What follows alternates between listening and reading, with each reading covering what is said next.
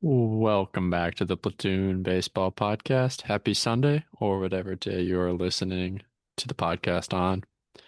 Today we got a special one for you guys.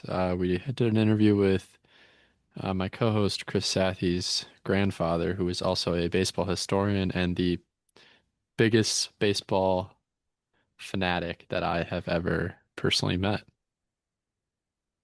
Yeah, I think he is, like you mentioned, a baseball historian without, officially having the job title. It's something he's done in his spare time.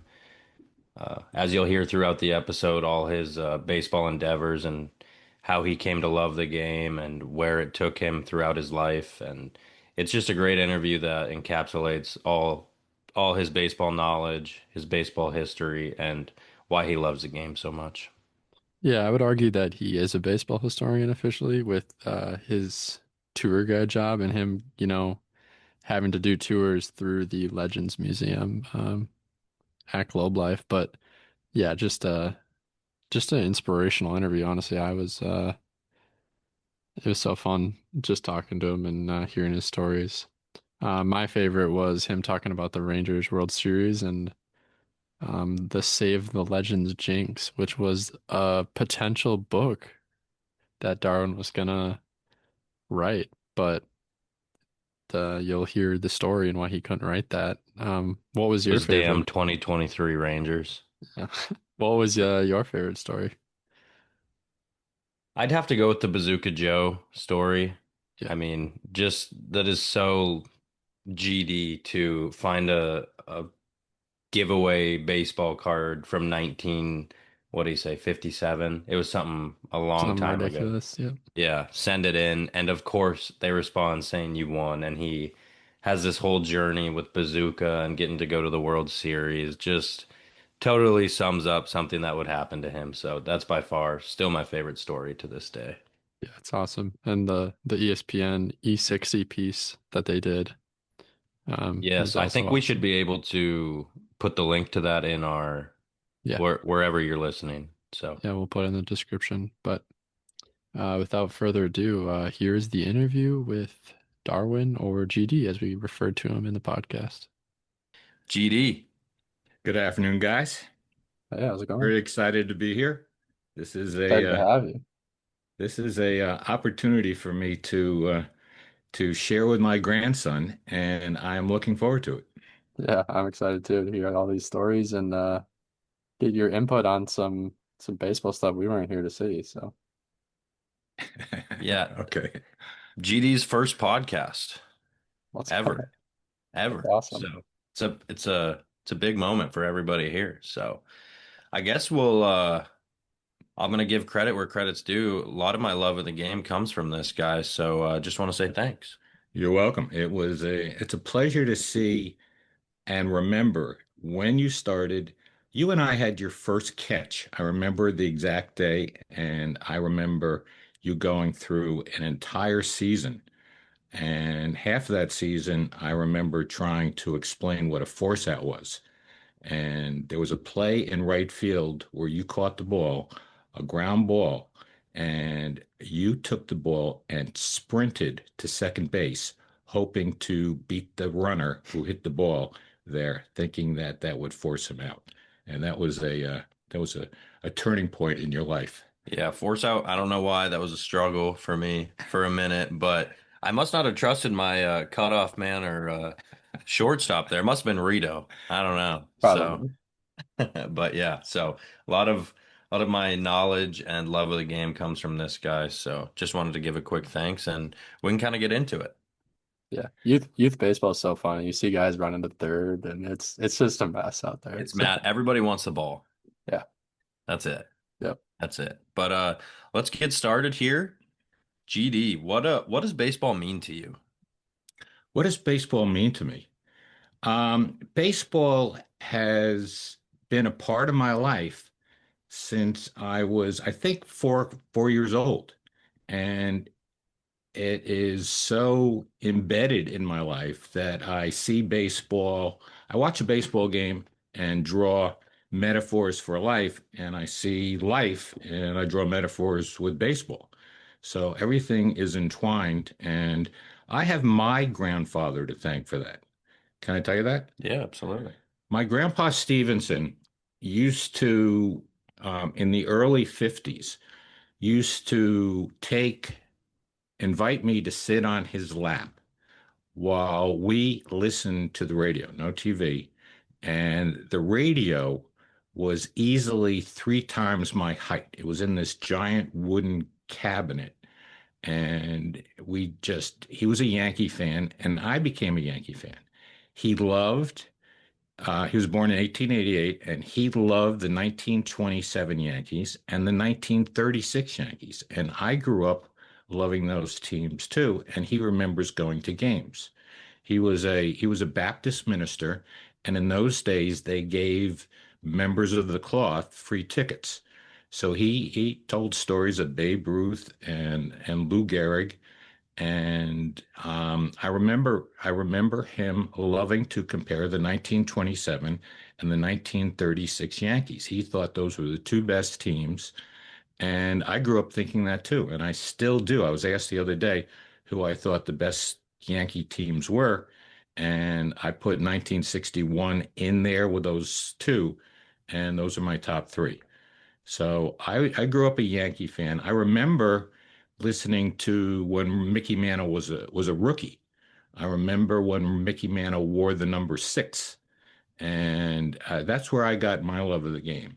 And once I grew to a point where I was able to go to baseball games, it was Yankee Stadium. It was Yankee Stadium, and it was fun in those days because after the game, you were able to exit. In fact, the only way you could exit Yankee Stadium was to go out onto the field and exit through center field doors. And I used to watch where Mickey was my favorite player, and I used to watch where he played exactly on the field, and then run down there as when the game was over and stand where Mickey stood, and watch everybody go past me as they exited the field. And it was such a wonderful feeling. I was standing where my hero was, and it was a thrill. And also, looking back at it, and this was something I realized early on, that there were 3 monuments in center field in Yankee Stadium. And when I came back and I was talking to all my friends about how cool it was, I found out that I was the only one who knew the name of the middle monument. Everybody guessed Babe Ruth and Lou Gehrig as the other two, but I knew the third one. And I think in the fifth, sixth, seventh grade, I that turned me on to my love of baseball trivia. Just the fact that I knew who the third monument was. Do you know who the third monument was? I don't. No. No clue. It was Miller Huggins. He was this little diminutive manager who managed the 27 Yankees. And if you ever see a picture of him standing next to Ruth and Gehrig, he was really a tiny guy, but he had his monument of his own. And the monuments in center field were fun. I mean, you couldn't reach them easily. And when the ball went between them, I remember it was fun with the outfielders going and chasing him down. So I was a Yankee fan growing up, and one of the fun things was in 1960.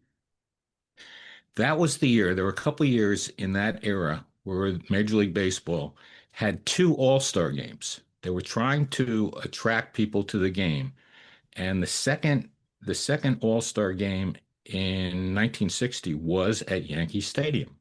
I was a little too young to take the train in by myself. So my mother said I could go with a friend.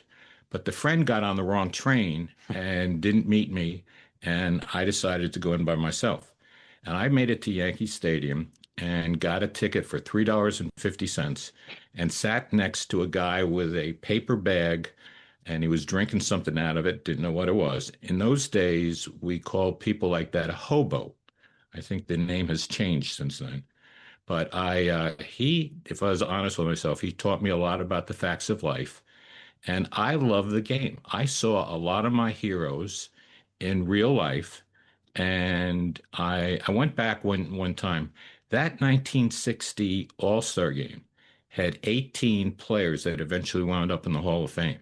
So there were home runs. Willie Mays had 3 hits. I remember that. And he was batting leadoff, which was strange to me. But it really solidified my love of the game in terms of having heroes. If you ask why I like baseball, baseball produces heroes. And I grew up with heroes, and they meant something to me. And I think that the world needs heroes, and this was a good game to do it. I also took away from that game something that was very interesting. Before the game, all the outfielders lined up with their backs against the right field wall and had a throwing contest. And the throw was to see if you could reach home plate. And I remember Roberto Clemente not only reaching home on the fly, but it was a line drive. And it was incredible. It was incredible. And then I went to the 1995 World Series in Arlington, and they did the same thing. And I recognized what they were doing. And the only guy that did it in 1995 was Raul Mondesi, and he had a rifle too. So I always appreciated rifles in right field, and still do to the day. I mean, Ichiro comes to mind. Yeah. Yeah, and speaking of Arlington, you've had an interesting path as a baseball fan too. You've kind of been a homer. You've moved around geographically a lot, and wherever you ended up, you kind of just became a homer for that team there. So why don't you kind of walk us through the baseball teams you've got to root for until you got here into Arlington, which is obviously the Rangers. That's an interesting question because in in two cities, in New York and in Chicago, the culture there for fans was you had to pick a team and you couldn't root for both teams. But I didn't do that. I was both a Cubby and a White Sox fan in the 80s. And when the amazing Mets and the Yankees were playing in 1969, I was rooting for both teams too.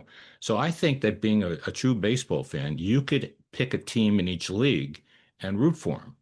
So I did that, and the reason, one of the reasons I'm a homer is because you really get detailed newspaper, if you, news articles of it in depth, and you don't get that if you're other places. But I've been very fortunate because the places that I've been have produced good teams when I've been there. So I was very fortunate. It's I went through the entire golden era of New York baseball from, it was either the Dodgers, Giants, or Yanks from 47 to I'm going to say 62. I mean, one of those teams was playing, and it was when my teams were the best in baseball. It was the E era, the E. We had Mickey, we had Yogi, we had Whitey, and then Ellie came along. So it was the E era. So I was very fortunate about the time that I grew up and the players that I saw. Heroes indeed. Yeah, and then once you moved to Arlington, eventually you became a baseball tour guide over there it was Globe Life for a while. Maybe I'm sure it was something before that too, maybe just Ranger Stadium. But you were a tour guide and basically a baseball historian of the game for at least the Rangers. And I'm sure you threw in some other facts too. Why don't you kind of walk us through what that was like and what you most enjoyed about that? Arlington Stadium was a minor league stadium and after that, they built Globe Life Field. So I was for 14 seasons, I was a Globe Life Field tour guide. And that was the best time of my life. I mean, if you're a fan and you wind up with meeting people from all over the country and see where they'd come in and they'd be wearing their favorite cap. So I always got into a story about, what do you think about the team? And it was always easy to have a conversation. And what happened over the course of sort of like um, evolving my tour spiel, if you will, was started off with baseball movies. I start off and have the group and say, "What's your favorite baseball movie?" And from there, I knew enough about the baseball movies to get them engaged. And it turned out to be um, a trivia. I developed a baseball history trivia tour, and it became popular. So I had a number of go-to questions that people like to answer. And would you guys like to try them out? Yeah. Yeah, let's take a stab at it. Would you? All right. One of the trivia questions was everybody knows 60 feet 6 inches. All right, but the question is that measured from the back, middle, or front of the mound, the rubber, to the back, middle, or front of the plate? Take a stab, Jess. I would have to think it's the front of the mound where the pitcher is pushing off of to the front of home plate. Good try. Interesting. Go ahead. I'm gonna go front of the rubber to middle of the plate. Good try again. It's front of the rubber to back of the plate, the Oh, apex. interesting. So when you say 60 feet 6 inches, that's it's actually sooner than that. Hmm. All right. So that's one. What's the further distance? Around the bases or from the back of one end zone to the back of the other end zone?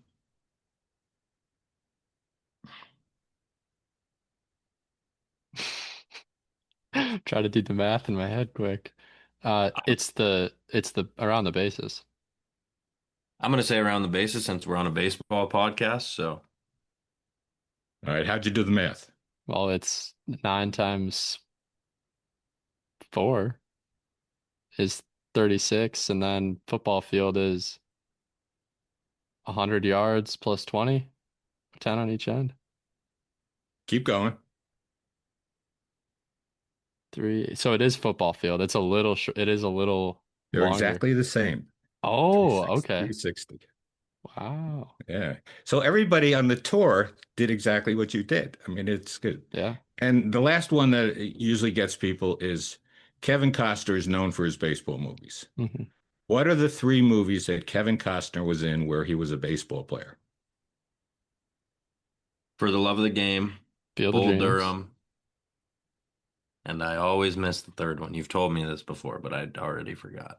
Okay. Where he was a baseball player. Was not a baseball player in Field of Dreams. Yeah. Well, he kind of was. Not for a team, but The answer is hard. It's called The Upside of Anger. oh, Everybody says the Field of Dreams, but right. it is not. He was a farmer. He was a farmer. So Those were the three main questions you would ask. Is that right away or throughout the tour? Yeah. throughout. It was wherever I was, and people started to really like the trivia question. So there were a number of them over time. Um, but I enjoy that type of interplay. Um, okay. Yeah, and then I kind of want you to walk us through your baseball ESPN story. How that came about, how it all transpired, and how you ended up on a 7-minute ESPN clip. Okay. All right. What happened was um, I was I was going through my baseball album, my old cards, and I peaked in 1957 and 1958 tops. I had every single card, and in those days they had checklists. And over the course of years, I gave all my cards away to kids, nephews, stuff like that. So my collection was depleted, but I had in that collection a number of contest cards. And the contest card was you had to pick and and guess, forecast what the score of two games would be. And I forget the four teams that were playing. You had to pick two games. But I looked at the card and it said the the card had to be submitted by July 11th, but it didn't say July 11th, 1957. So what I thought, does Jesse know this? No, he Mm-mm. has no idea. So what I did was part of it you had to submit five Bazooka bubble gum was sponsoring it, and you had to supply a five wrappers, and you had to submit this card with the scores on it. So I thought it'd be fun. I thought it would be fun, and I looked up what those exact scores were on Baseball Reference and sent. Oh, I had to find out who to send it to because the address on the card no longer existed. This was 50 Mm. some years later. And I tracked down the head of the confectionery division of Bazooka. And I traced him and found out what his history was. And his history was before he was with Bazooka, he was with Lifesavers. And Lifesavers was produced, the role of Lifesavers was produced in the town that I grew up in. And in fact, my elementary school was a block and a half away from the Lifesavers factory. And I wrote to this guy, his name is Tony Jacobs, and I said, I remember Lifesavers, and because I was so close when I was in the fourth grade, I remembered which day of the week it was based on the smell of which Lifesavers being made that day. So I wrote, all right. So I was going to send this in, and I had hesitations because it was sort of a wacky thing to do. But that very night, when I had hesitations, I was going through my baseball cards that I did have, and I came across a baseball player whose name was Tony Jacobs, the exact name of this guy that I was going to send it to. He was a Cardinal, and I felt like the baseball gods were talking to me that it was meant to happen. So I sent it to him. I sent it to him, and just I didn't know what to expect. And sure enough, I got a call back saying that did I send it in? And I said yes. And they said, well, you won. It was 57 to this was 9 years ago. I don't know, it was over 50 years, but they got the joke. And what happened was it was written up in a couple newspapers, and ESPN found out about it, and they sent a film crew to visit me and stayed a week. And they were wonderful guys. They were all kids. They were in their 30s. And I took them to play pickleball, and we really had a great time. And they made a film out of it. And they made a film out of it, and it turned out to be 7 minutes, 7.5 minutes on E60. Yeah. I And just shared it with Jesse, so as soon as we're done, he can take a look at it. oh, okay. Yeah, that's awesome. So that was a fun time. It was a fun time, and Oh, I It led to him getting to go to the World Series. Bazooka Joe took him to the Cubs Indians World Series game. yeah, wow. So he is even wearing his party at Napoli's hoodie right now, Mike Napoli. that's Hmm. right. That's where I got it. Yeah. The World So Series. very cool. I mean, my own personal baseball historian here. So That is one of the crazier stories I've ever heard. Yeah. I take I I think part of my life that I really remember, if you ask what highlights you have in a life, then I was at games that I appreciate. I think as a fan, I think that my wife and I are the only two people that were at the two games that National League designated hitters counted. I was at the third game of the 1976 World Series when Dan Dreisen was the designated hitter for the Big Red Machine. And I was also at the first interleague game because on the first day, on the day that interleague play started, the Texas Rangers were the first game that day.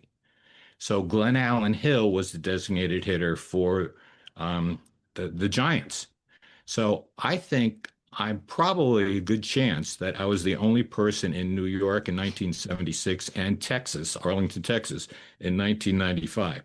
So I think that that's my claim to fame.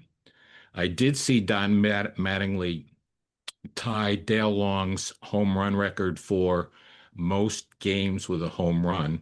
And I remember Dale Long, and I followed him when he set the record back in the 50s.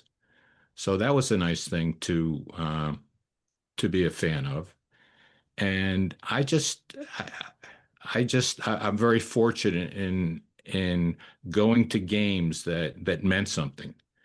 Um, and still do. I look forward to it. You know, the old saying, you can always count on seeing something you've never seen before. Absolutely. And you most recently, 2023, you got to experience a World Series win with the Rangers. Yes. What was that like after, being a fan of the Yankees and seeing multiple championships from their end and now being a Rangers fan and seeing them win one? I got something to tell you that I've never told you. Oh gosh. I was disappointed. I was disappointed because when I was a tour guide, there was when I first started, not only did I give a tour of the ballpark, but there was a museum. They called it the Legends of the Game Baseball Museum. And it was wonderful because the job of tour guide was to give tours during the baseball museum. That's where the historian part came in. And then you gave a tour of the ballpark. So during the time that Tom Hicks, the owner of the Rangers, was in financial trouble and he wanted to sell the team, which he eventually did, they decided to not be in the baseball museum business and they shut it down. And I hated that. And I led a group of tour guides and fans picketing the games, trying to get everybody to sign a petition to keep we call ourselves Save the Legends. And I created a thought in my mind that I was going to write a book called the um, Save the Legends Jinx. The fact that the Rangers shut down this museum, which was the kids loved it, was going to come back and nip the Rangers in the butt. And I thought in 2011 and 2012, especially when they blew the game one strike away twice in 2012, that the jinx was working. And I was collecting all this material about how the jinx was really making a an impact. And then in 2023, Seeger came along and spoiled the whole thing. So I had to give up all the material I was writing. That would have been Anyway, interesting. But do you have any other questions for him, Jess? What do you think about Corey Seager potentially being traded now? Little rumors going around. I guess that comes down to ownership. We've got we've got we've got oilmen who've got tons of money, and Mhm. if you're going to get into the business of of owning a team, you've got to be able to afford to pay the going price. And if they felt like we're in the luxury tax decision making zone, and that there's too much. In order to be a fan these days, you've got to take that as a reality. But I just think they're not spending enough money, and the fact that they're going to dump some of Seager, you know, he's the heart and soul of the team. Everybody's looking to him, and he was the one who carried the team. He's not the typical leader in front of a microphone, but he's just with his steady work ethic, and he's a great player. It's just that if we're going to break up this team, we don't have a whole lot of backups in the pipe stream to produce something. And it seems like if we do get rid of him, we are not going to be able to put a good team on the field. That's my concern. Yeah. Yeah, that's a fair concern when you already get rid of a guy like Simeon, who was pretty obvious he was declining, and get bringing a guy in like Nimmo, who's actually I think should benefit the Rangers. I think they got the good end of that deal. But yeah, kind of a bummer to see them shopping Corey Seager and potentially trading him away. I've got one more story. The Field of Dreams was inspirational. The movie was inspirational to me, and it wove in the history. I knew a lot of the players that were highlighted in the movie. So I decided to go to Dyersville, Iowa, to to play on the Field of Dreams. And in those days, the situation was that if you wore some article of a uniform, you got to go out on the field. So I wore my Texas Rangers jersey and my Brooklyn Dodgers cap, which was sort of iconic. And I went out there and I played shortstop, and there was a good chance that I played for 6, 7 hours, and people all through the day from all over the country would come and play, and they just come out and pick a position and play. And my claim to fame was on my first swing, I hit it into the corn. And on the tour, when I was the tour guide, I would talk about that, and then I'd always add the zinger. I hit the ball into the corn, and I was afraid to go in and get it. And that was a chuckle. That was a chuckle.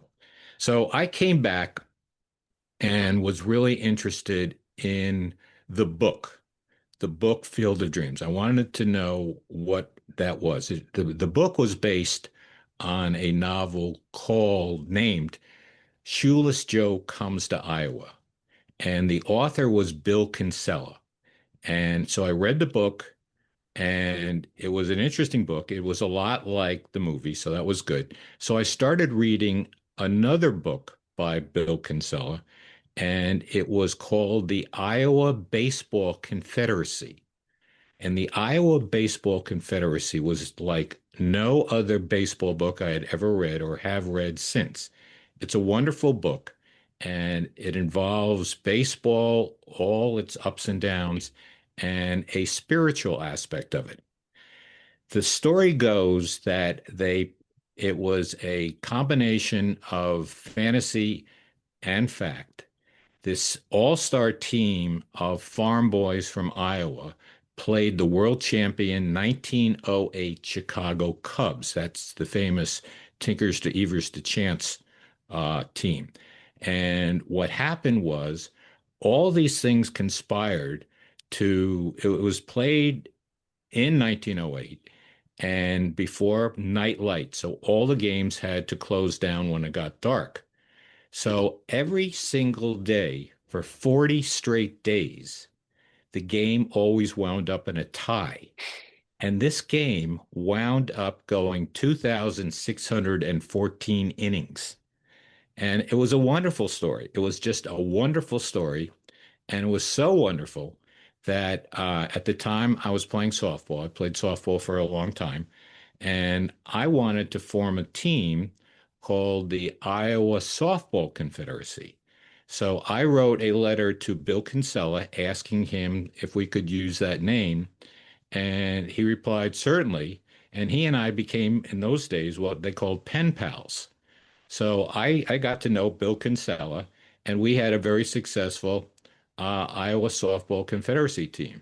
So that turned out to be the Field of Dreams led to a lot of good times in my life. So I'm appreciative of Bill Kinsella and the Field of Dreams. That's awesome. Uh, Yeah. Okay. Yeah, that's you've seen it all. I mean, I feel like you truly have seen every stage of the game and where it's come from and where it is now. Like you are a true, when I say baseball historian, I mean it. So it's fun to hear all the stories you have, and I'm sure we could do this for hours and hours. But I think unless Jesse, you have any more questions, that'll wrap up our first rendition of GD on Platoon Baseball podcast. Yeah, I love hearing those stories. It makes me want to be a bigger fan of baseball. So that's awesome. It makes sense that Chris became such a big fan, and I'm glad I've got to share my fandom with Chris, going to Astros Twins games with him and watching sneakily watching baseball games in the golf clubhouse when we weren't supposed to. Using the same login for Yeah. MLB TV. Hopefully Yeah. they don't hear this. Yeah. So, yeah, that And was then all awesome. three of us will get to experience the World Baseball Classic together. I went to the first World Baseball Classic in 2006, and the thing that was really memorable to me was the last game. Japan beat Cuba, and the manager for Japan was Sadahara O, who was a hero of mine. When in 1961, when the M&M boys were chasing Ruth, there was a lot of talk about who was the home run king of all time. And it turns out that it was Sadahara O from Japan. He hit more home runs than Babe Ruth, but nobody really considered Japan the comparable league. But at the end of the game at the World Baseball Classic, the entire Japanese team picked up their manager, Sadahara O, and lifted the man over their head and carried him around the field in celebration. So I saw my hero Sadahara O being given the due appreciation, and that was a key moment for me. That's really cool. Yeah, I'm excited to. I've never been to a World Baseball Classic game, so that'll be fun. And it'll be good timing with like right after the Olympics too. So we'll get to see a lot of players represent their countries. So that'll be cool. Yeah, it's going to be a great time, great company, and just want to say thank you, GD. Thank you guys. This was fun, Yeah, and this was a lot of fun. hope to see you in real life. Yeah, Thanks. soon. And All that'll right. wrap up this episode of the Platoon Baseball Podcast. Thanks for tuning in. Peace. See ya.